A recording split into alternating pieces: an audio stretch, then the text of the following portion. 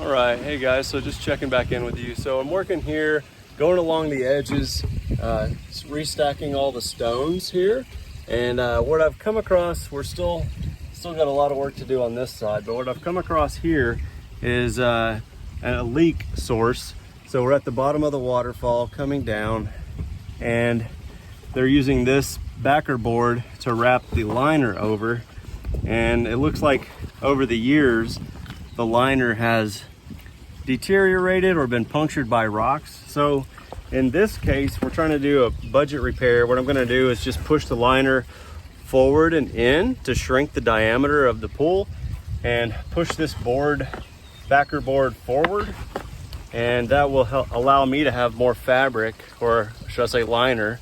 That'll allow me to have more liner to play with and wrap over the backer board to create the watertight seal that we need all the way around the perimeter. So obviously we run into adverse weather conditions when we work outside. We put up an awning, we try to keep it dry where we're working, and we do the best that we can. So far we've got everything cleaned out in the pond. We've got the pump set up in the skimmer box, so that's all good to go. And now we're going to rework the waterfall. Up here, we've seen some places where the liner is not connected to the biofalls, which is this big tub back behind us here. So we're going to do some work to reconnect that and get it to hold water and let the water flow down. We don't want water going behind that liner there.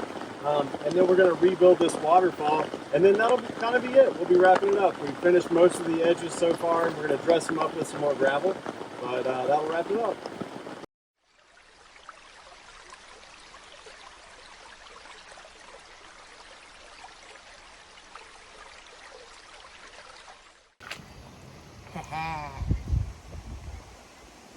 Big Guy 5000.